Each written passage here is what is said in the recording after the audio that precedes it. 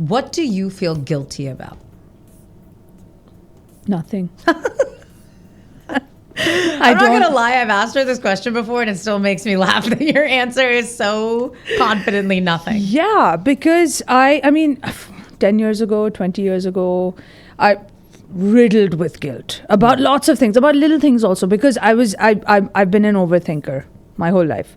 Little things, overthinking them, and then feeling, and it was all in my head. But now I feel like I've pushed all of them down. Repressed. Yeah. And every time that guilt. Emotions, feelings, wants, desires. Everything. Put that away. Put that away. Just keep going. And then see where it takes you. And then eventually it does bubble up. Eventually it does explode. And then I don't sleep. Yeah. But I can't, if I had to pinpoint one thing from like in the recent past, what made me guilty, I mean, I can't really say, because I think that's hella impressive. Very impressive. I also have terrible memory. Honestly, very helpful for this sort of Very situation. helpful, yeah. What about you? I feel guilty about almost everything. I mean, to the point that it is toxic. And some of the things I say, I will stop myself and be like, oh, get help, because that is crazy to feel bad about certain things. Yeah. But I feel guilt to the point that do you ever heard of what a guilt trap is? Fairly recently, because I always assumed it was guilt trip. Yeah. I hadn't heard the term guilt trap. It's actually a trap. Shall we talk about it? Let's talk about it. What's your first memory of guilt? You know, I really thought about this. I really don't know first memory, but like I remember that, like when I was really young, a friend had come over, and then just there was the like other day when you were very young, obviously. Yeah, of course, Yeah. I mean, still in my youth. Yeah. By young, I mean I was young, like didn't care about the world, kind of young. And a friend had come over, and she had some incident. I don't even remember the incident, but she had something that I wanted. And you know how kids are. I wanted to. So I took it and I put it away. And So you I was stole like, it. Yeah, basically. You committed robbery. Okay, yeah. I was a kid. There was You're like, no, so I committed grand larceny. it was before my parents had taught me that stealing is wrong. Oh, so you were like young. Yeah. You're like, very I was young. like 15 before they let me know that I shouldn't take other people's belongings. Yes. But I still remember feeling something. And I was like, this is not right. And like, she's going to go home. She's not going to have it. But now I have it. And like, I remember battling this feeling in my head. And then I went and put it right back. Nobody knew. Is this it the had first that disappeared. this story is coming out? I think so. Yeah. Are you still friends with this person? No, I don't even remember who it Damn was. it. I was going to be like, name them. You said earliest memory. This literally could have been me right out of the womb. Yeah, that's also true. That is traditionally where our first memories Coming start. out with guilt, you know? Born into guilt. Born guilty. Yeah. When you read all these articles where people are really bearing their souls in these blogs, a lot of them, the undertones are all guilt. And they have all kinds of guilt. There's so much Guilt and shame. Guilt I and think shame. are tied together really Because, tightly. I mean, do you think that because we're born into a society that I wouldn't say a toxic society, but for lack of better words, for lack of better cushioning around it, toxic society, would be literally born into a toxic society where generations are just riddled with guilt. Like for example, grandmother, mother, mother-in-law, all the women, they have so much on them. Like they have so many burdens on them, and they're constantly battling the guilt within them for not being enough. Yeah. I mean, I know we're jumping far ahead. We should actually start with like childhood stuff, but like it starts in your childhood, right? Because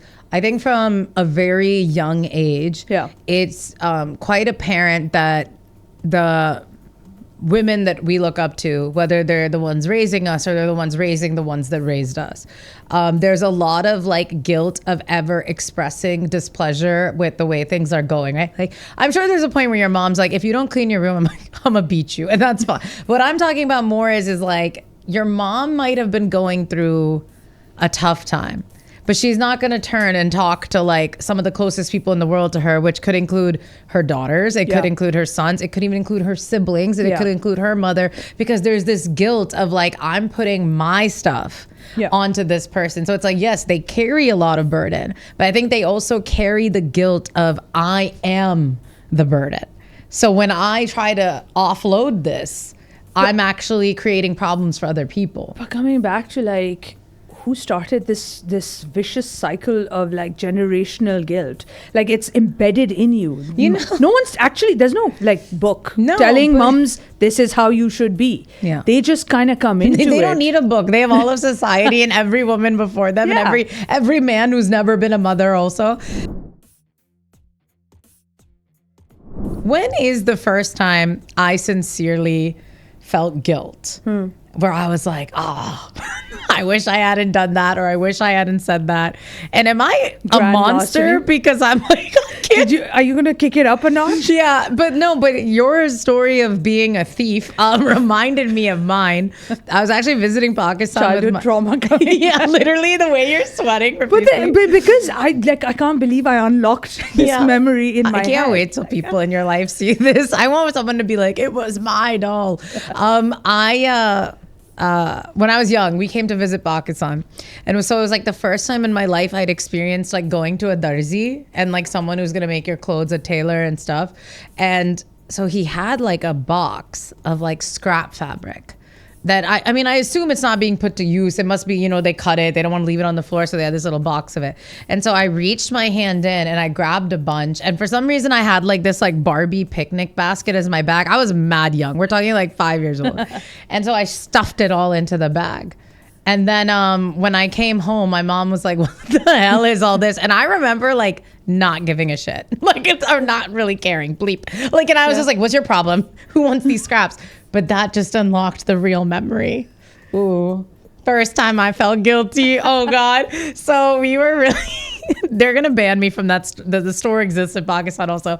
We're at the mall. I doubt that tailor is going to. No. What I'm about to tell you. We moved on from the tailor. Okay. We're at the mall. I'm probably like 7 or 8. So like old enough to know better. Okay. And we're in a Bath and Body Works, and back then they used to sell bath beads. Yeah. You drop them, it turns into a bubble bath. And I just remember looking at them and being like, they're squishy and they're pretty, and I must have it. And they would just be in this open container. So again, me and open containers, I think, is the problem. I feel like the story is going the same direction. No, well, I reached my little hand in. Judging me. I reached 5-year-old me. You stole from a friend. I'm stealing from a corporation. I reached my chubby little hand in and I grabbed like 3 of those balls till I can literally picture them in my hand. This like bright burgundy color. I didn't have a bathtub, by the way. I was just like, I must have the squish. Because this belongs to me. Pretty shiny. And I'm putting it in my little overalls pocket. Also, thanks, Mom, for putting my chubby butt in overalls. It looked really good. And I'm putting them in my pocket, and my mom stops my hand. And she was like, Sabah, you cannot do that. Put it back now. And like she made me go over there, release them. And she was like, I'm going to call the police on you and stuff. My own mom traumatizing me. Police ko bula de. I was like, not the police. I can't go to jail. It's the only thing that helps. Yeah. Take your medicine or we call the doctor to give you a shot. Yeah. But you steal, police is coming. Yeah. That's why none of us trust anyone in uniform. We don't trust anyone. If you have to dress up for people to know what your job is, you better get the hell away from me. That's all I'm saying. That was my first feeling of guilt. And the guilt was really like, was it because I got caught? I don't know. Yeah. I think you would have gone home with those beads just like you went home with the tailor's scraps. Yeah. And then I've been like very confidently like, yo, this I'm like is mine. a beaver in a dam. I'm just like building some weird home that's coming up. Yeah. So anyways, that was probably my first time I felt like, I've done something wrong. Yeah. So much English. Nowadays, I find myself almost like riddled with guilt. And I mean, I do want to give a warning to people watching. I'm going to be talking about like food and body and stuff a little bit, just a tiny bit, but like I've been on a weight loss journey and I've actually been doing quite well. I'm very proud of myself. Yeah, we went out the other day and you did not touch anything. You know, and it was amazing because the food was good. Yeah, it sucked. But I think it's almost, and that's why I call it toxic. Yeah. Because I'm like, if I deviate from what I'm working so hard on, sorry, I keep putting my hand up here. I just want to be the star. If I deviate from what I've been working on, I will spiral. And it is guilt. Like it's like this omnipresent Sabah who is standing over me and being like, you should be ashamed and you should feel bad and you shouldn't have done this. And that's why I say the guilt has like taken a toxic turn, because I'm just a human. And if I see a bread basket, it should not be my undoing. You know what I mean? Even though I am gluten intolerant. So please understand that medically speaking, it is my undoing. But spiritually speaking, it's uplifting. But that's the part I've found kind of toxic, is I start to feel really guilty. Another thing, sorry, unless you had something to add about bread baskets. No, I just wanted to tell you that you shouldn't. That's the part that I have kind of, that when I said earlier that I don't feel guilty, I do. Yeah. There are instances where I do and then I push it down. It's because I've worked towards telling myself that, listen, it's okay. Yeah. Sometimes when the feeling of guilt comes up, and it usually pops up, for me it's work, right? Because I'm workaholic. So for me, a big chunk of my life is work, and I tend to get in my head and feel guilty about things at work or about work that I sometimes can't push down. So I'll go home in a really terrible mood, or I'll go home thinking, oh my God, I'm such a failure. Nobody's calling me that, but I am. It's the omnipresent Elhaam. Yeah, I'm so happy you brought up work. Yeah. First of all, we are at work. Yeah. But and when you said like all I do is work, I was gonna be like, can't relate. And she's literally my boss. So what I thought was funny is we'd actually asked a younger member of our team, and by younger, I'm not talking about her age. I actually mean like generationally younger, and she's recently joined. Yeah. And we just shot her a message, and we were like, hey, do you want to come on the podcast today? She's part of our team because we have this topic. We thought it would be nice to include someone. And what did she say? She literally says, please read it. Literally, with I wish we could show this. No, thank you. Heart. That was it. I'm looking right at the camera. As two millennials, absolutely. I read that and I was like, shocked, kerfuffled, bamboozled. Because if someone texts me and is like, come in for a meeting or come and do this, I will drop everything. Run right there, and then get on it and be like, what do you need? What do you need? What do you need? Because we've been conditioned. And who conditioned us? Because we would have collapsed internally. The guilt, even if it was unpaid, even if it was gonna get us nowhere. I literally, she came in here to help us get started on the show, and I literally said to her, like, I am so impressed, because for us that would have been the end all. And I really do think, but this trap that we fall into, right? Because like you said, yes, it's a trap. You're in charge of a lot of what you do. Mashallah, thumbs up. That was a clap, not a thumbs up, but you get what I'm saying. Yeah. So where is it coming from? It's from your own mind. It is. I'm trapped inside myself. Yeah. And it's like this voice, like we always talk about this other voice that comes out and tells you what you're doing, what you're not doing. Instead of like a devil and angel, I have guilt. Yeah. I have me bloated. I have me angry. It's just that. It's me. Me with water retention. Me with unfettered rage on the other side. For me, guilt and rage. Yeah. My two emotions. I was just thinking when you said that, it came to me, okay, but like, where does this come from? And I do think as women, as young girls, we are raised to make people comfortable. Yeah. And to make sure that people like us. Absolutely. These two things are paramount. This is what we were talking about earlier, where we said that it's generational, right? Like the generation by generation. Even if your mom's not telling you that you have to make everyone comfortable, because she's doing it, because she's seen her mom do it, because she's seen her mom do it. Yeah. You're a sponge at that age. You see them doing it. You're like, okay, this is how I should do it. Nature, nurture. And that's how society ain't doing it to you. We're doing it to ourselves. Can I ask you a question though? Because you and I both have sisters. Yeah. Does your sister feel like the same as you? So In terms of like making other people comfortable. yes. Okay. To an extent. Mine? To an extent, but because Yeah. she's younger, she's also a lot bolder. Yeah. She also will speak her mind a lot more. I will hold my tongue. Yeah. I'll be like, no, I'm the older one, so I must be the responsible one. So I must not speak up in like when I don't like something. I will just internalize it, walk away, vent about it to my sister. She will turn around and be like, hey, excuse me, what you said offended me. Yeah. Because she's younger, she can do that. She has that confidence to do that. And also I am there above her telling her, hey, listen, what you said, not cool, man. That person's older than you. She'll be like, I don't care.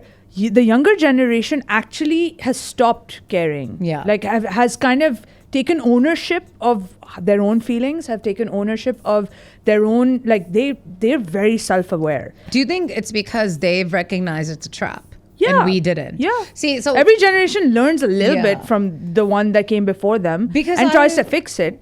I don't know why we got stuck in No, but in I'm between. with you because my mom's like the way my parents' big thing, although under apne ghar mein, it is constant battle. Of course, okay? that's just. We are. But I bet throwing you, bows. because you're the younger one, I bet you're the more outspoken one. Oh, for sure. I was gonna say, but you know my sister. You've met Yeah. Sarah, so I do think that Shout out to Sarah. Yeah, shout out Sarah. I think Sarah has benefited a lot from the fact that not only am I the pardabasi, but I'm also the one that's a little like I will manage a situation Yeah. before we both enter it, right? So I'll literally be like, hey, don't say this, don't do that, da da da da. Yeah. And to the point that she's like, I don't care about this. And like you are feeding into the trap. And I do. And like I was saying, I think because from a very young age, you're right. Our parents might not have been like, you need to do A in order to attain B. But I saw them being like, okay, let things go. Don't tell someone, oh, this upset me. Something as you know? little as I'm really close to my grandparents because I also live with them. Yeah. Something as little as like growing up, it was always, oh, Eid, we have to go visit them. You have to come. And I'd be like, no, I don't wanna. And then as I grew older, and when there wasn't a voice or my parents telling me that you have to go, if you're coming into the city, you're landing here, you have first thing you have to do is go and meet your grandparents, go and do salams, meet the baras of the family. Even when they weren't telling me, I would feel that guilt and I'd be like, I have to. Yeah, I would still do it too. Right? Yeah. So that's something that like now I don't, but I used to. Does your sister make you feel guilty about stuff? Because mine does. She is my trap. She's going to be watching this. Oh, yeah, I was just thinking. I'm going to get so much hate. I don't think. Shout out, Iman. Yeah, I don't think. Me floundering, me trying to come up with how to answer this. I don't think she makes me feel guilty. But I think that I feel a large sense of responsibility because like our dynamic is like I'm the little sister who's like out of my way and I sort of like took over. I'll the give you an house. example, Yeah. right? Because you're so outspoken, because Yeah. you will go head to head with your parents on whatever topic. Yeah, on whatever topic. When you do that, is she the one that comes to you and says, "Oh, you shouldn't have done that," and then you feel guilty and you're like, "Am I inside your head right now?" No. Have I seen this happen? Last time I was home, we had like the panda. I'm talking, this was long time overdue, right? We got to get one out. Yeah. And Always. if you cannot tell, I am loud as hell. Yeah. And that is genetic, my friends. We, unfortunately, I have been trying to get better. Please don't come for me. You and your sister, you and the whole family. The whole of us, Oh, of all course. four yellers. My mom Yeah. wasn't a yeller, but like when you have three loud yellers Yeah. who are taller than you, what are you gonna do? Yeah. So we're yelling, we're shouting, and then Sarah's like, Sabah, don't say that. I turned and looked right at her, and I was like, in 35 years, when have I ever been like, good point, I'll listen to you? I was like, shut the hell up. And it was so funny because it was true that we all started laughing. I was like, Sarah, constant, like, upar se, what? I will knock you right off. What the hell are you But talking she about? was trying. She was trying with the thing. But it doesn't work on you. Yours makes you feel guilty. I think mine makes... Initially, it doesn't because Yeah. the anger me Yeah. is louder. Yeah. The guilt me suppressed. What's your age difference? 3.5 years. Okay, a little. That's significant. No, but it's still close, right? Yeah. It's still close. But she has always been the Dadi Amma of our family. Yeah. Like she's always like, I'm the saint and I know everything and I can cook better than you and I can do things better than you. Fair enough, you can. Yeah. But that said, still better, still older, and much wiser. Yeah. So she does these things where like I was just filled with fear because I knocked the mic and I was like. So she does this thing where she will make me feel guilty about, like, if I argue with because me and my dad go at it. So if I argue with my dad, she'll call me up and be like, he called me to complain about you. Most of the time she'll take my side, but sometimes she'll be like, what you did was wrong. You stayed out late.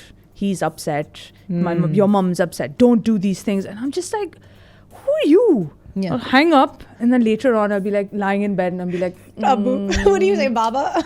No. Oh, Dad. Oh, no, I'll never admit to it. No, okay. I'm stubborn as hell. I would never admit to it, but now they'll know. I will be lying in bed and I'll be like, I feel something. What is that? And then I'm like, not you. I don't feel you. And then push it down. Move on with my day. This is beautiful. I had a fight. Look at me, like, airing my family's laundry out for Pakistan. This podcast has gone way off. YouTube, me and my family yell at each other. We're bad people. So we had, the other day, my dad calls me. Innocent phone call, this poor man. He's just talking to me about something very grown up. Yeah. Then he said just one simple line.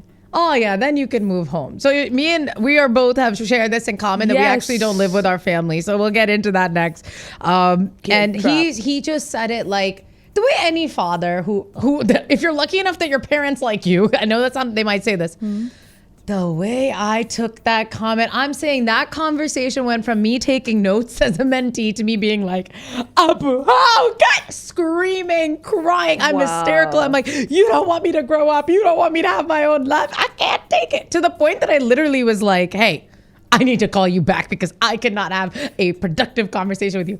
Hang up on him, immediately FaceTime my sister, sobbing, bawling. And Sarah's like, I don't even, because it's never me who does this, right? It's me screaming. But to be crying, she was just like, oh, okay, I guess if the moon and the stars aligned, Sabah's time had come to have a mental breakdown. My dad calls once. I'm like, I'm not picking up mid FaceTime. Calls twice. Now I'm starting to comp a little bit where I'm like, my father's old. He's calling me. Guilt. He didn't actually do anything. And now my sobbing to my sister, the language is starting to change where I'm like, but he didn't even really do anything. So it's kind of like my own fault and da-da-da-da. And then the third phone call, I was like, sorry, I got to hang up. And I immediately picked up and I was like, yes. And like by the end of it, I was just like, I'm really sorry. I don't know why. Yeah. And actually he handled that He's not going to watch this. Trust me. He might. If he knows he's being mentioned, he might. But like, I think we both handled it really well. But it's interesting that like, I felt so much guilt, and I think we do share this. We share this because both of us moved away from our families out of a personal choice. I can't wait for the comment to be like, these values are not ours. They don't live with their parents. We need to do one of those. We need to just do a breakdown of all the comments we've gotten so far. Thank you so much for commenting. Yeah. But also, why? When you don't have anything our to producer's like, no, we want the engagement. Okay, but all right. So we live separate from our families. So we, out of a personal choice of our own, decided one day to up and move. Mm-hmm. But also because of work, because of whatever reasons. Because of growth. Yeah. I personally, initially, the first couple of years felt a lot of guilt not being there. How long little have things. You been here now? 12, 13 years. Damn. Yeah, I go back and forth a lot. Yeah. Like, as you do. Yeah. Yeah. Bank accounts dry. Yeah. Both broke. Don't get me wrong. But Yeah. Frequent flyer miles. Woo! My ETH ticket was 50% off. Really? Sign up for those frequent flyer miles. And if you want to sponsor our podcast, this is your That's time. The other thing. That's how I'll plug you in. Guilt trips. My father has been calling me for the last couple of weeks with different excuses. The other day he called me. He's like, oh yeah, your mom's going out of town for a day. She told me that I can't be alone, so you come and babysit me. And I'm like, you're a grown man. Yeah. Calling your door. If you miss me, just say. Yeah. And I'll come. Yeah. But why do you have to come up with these excuses? Emotional blackmail. Yeah. Oh, if there's one thing my parents, like a beautiful, fine literally, art, emotional it really blackmail, is. especially Who my taught them dad. this? Yeah. I want to learn. Yeah. Because I can't emotionally blackmail I'm no gonna keep one. it 100. I am a proficient ninja in emotional blackmail. Oh, no, and I weaponize it at will. I'm terrible at it. I want to learn. I genuinely want to learn because I have it done to me. That's actually... Dude, do you know how many family dinners I have ruined by guilt trapping those three? I'm like, well, when I was 11, and I just drop a story. They've heard it a million times. Yeah. And they know it's coming. Like when I was 11, and you can just see them all gripping. And then I drop it, and then I'm like, well, anyways, I'm going to take the car. So you guys have a great rest of your dinner. Catch you tomorrow. Shame on you. What about other people guilting you? Have you ever gotten guilt from the outside? My friends guilt me all the time. About they this try. specific thing? No. Anything. About anything. Anything. I mean, we've talked. I feel like we've talked about internalized guilt a lot, and everyone now knows we are very, very guilty people. Yeah. The way Elhaam's whole trajectory changed by the end of this. It just went do really I downhill. feel guilt from the outside? Because that's also a thing, right? Like, for example, mums, I mean, it's also internalized, a lot of it, but I feel like other mums guilt each other all the time. Yeah. Like for ridiculous things. Like I have friends who have literally like been really upset and feeling guilty about something that another mum came and said to them in passing on purpose to make them feel bad, which is like a whole other episode also. Yeah. But that said, just to touch upon it for a brief moment, there's a lot of people out there in our society who will say things to make you feel guilty. And then it's like a cycle. I'm trying to think like specifically if someone's intent was for me to feel guilty or if they just were being a jerk and I basically started feeling guilty because of it. It's a thin line. It's a thin line because at the end of the day, you're the one who's feeling those feelings, right? I think maybe I triggers. Like for example, has anyone ever triggered a guilt trip? Maybe not. Okay, if I producer, correct me if I'm wrong. I don't want to conflate two different things, but I'll say like a guilt trap, which is paired with shame, maybe. So okay. So like if somebody sits in front of me. Now I'm a plus size body. I'm a bigger bodied person, and someone thin who is thin by all means, a thin mainstream body is going to sit there and be like, oh my God, I feel so fat today. I don't want to feel this way. And I've done a lot of work not to feel this way, but the shame obviously sets in because I'm like, oh, you think I'm gross.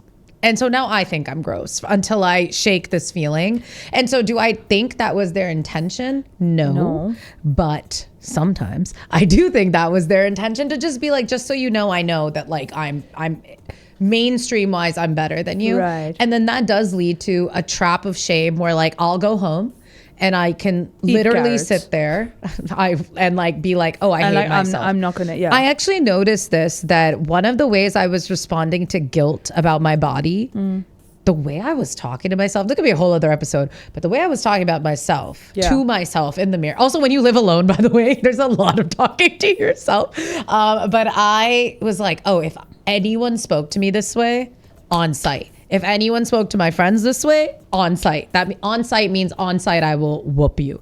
Thank you for explaining that.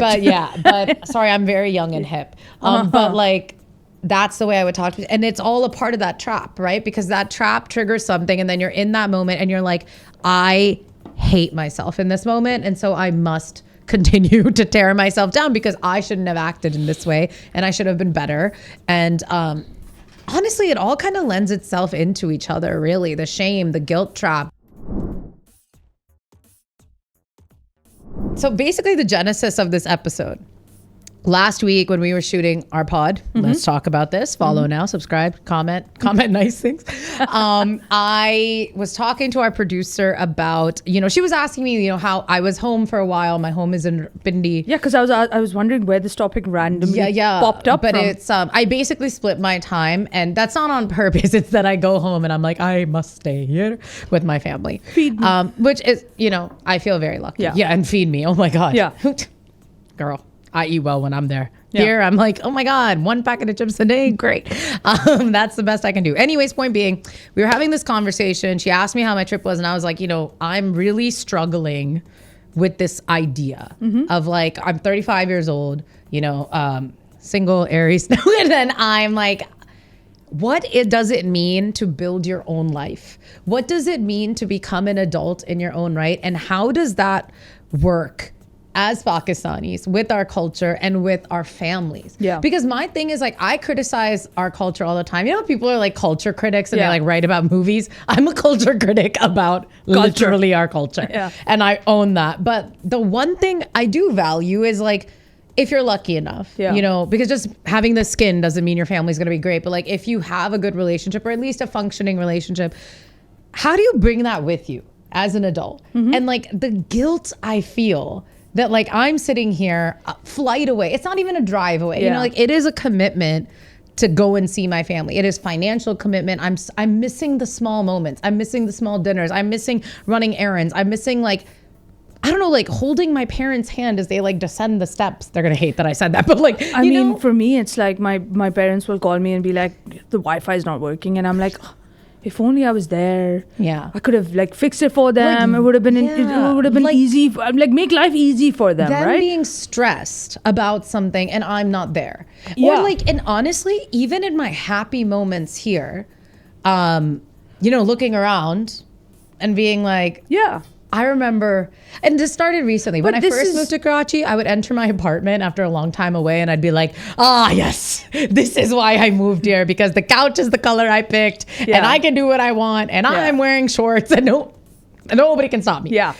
But the last few times that I've come back, I've been like, it's so quiet. And like, why am I choosing this over dinner with my parents, you know? Okay, so this is guilt that we... Oh no, and internal guilt. 100%. Like, it's coming from us. 100%. Nobody else is pushing that guilt onto you. I think we've both confirmed our dads definitely are.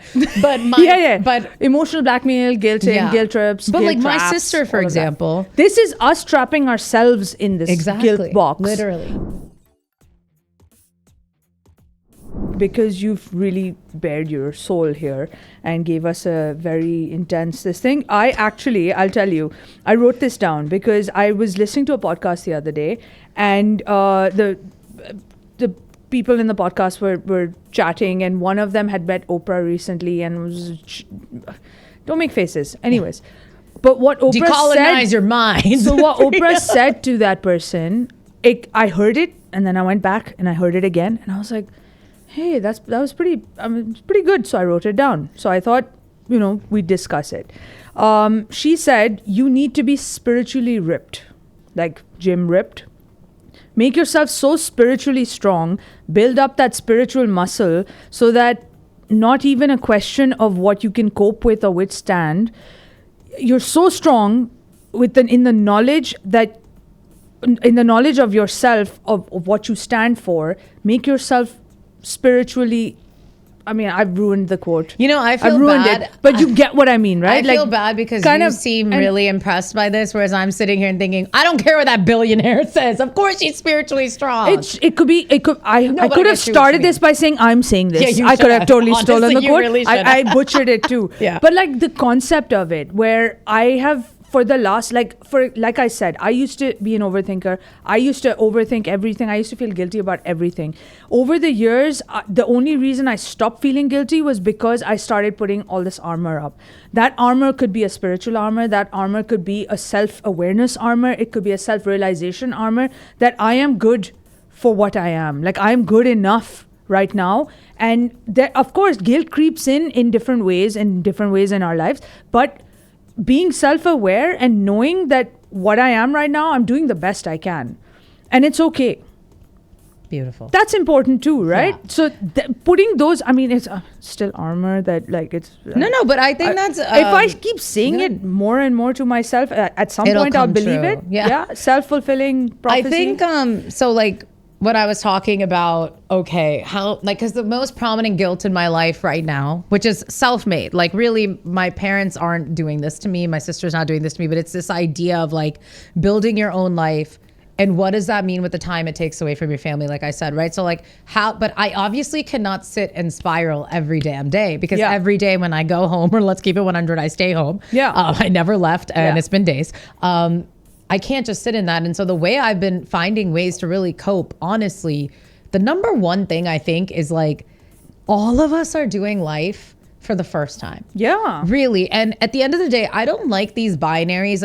You can have this or this or that. That is this. Like, at the end of the day, I will find ways that I can have what I need to have and forgive myself, really. I will tell you one way that I cope with it, with the guilt of not being there with my family and being here.